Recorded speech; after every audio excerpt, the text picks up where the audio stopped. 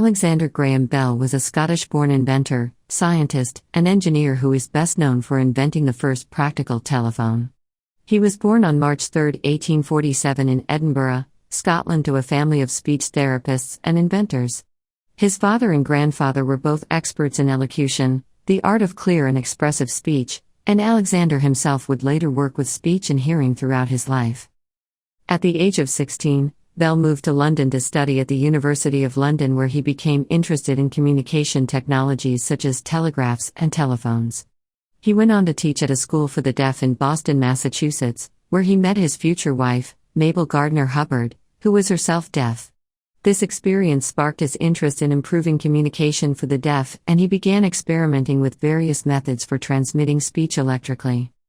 In 1875, Bell established a laboratory in Boston and continued his work on the telephone.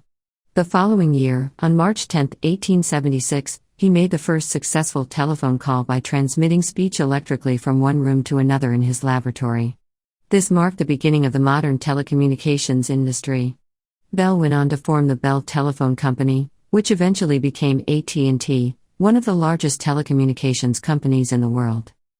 In addition to his work on the telephone, Bell was also a prolific inventor and innovator.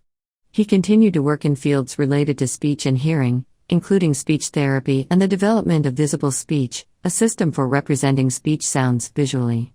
He also worked on aeronautical research and was one of the first people to propose the idea of a tetrahedral kite, which is a type of kite that is made up of 4 triangular faces and is stable in the air even in high winds. Alexander Graham Bell died on August 2, 1922 at the age of 75. He left behind a remarkable legacy as one of the most influential figures in modern communication technology. His inventions and innovations continue to impact our lives today. He will always be remembered as a brilliant inventor and a dedicated philanthropist who devoted his life to improving communication and making the world a better place.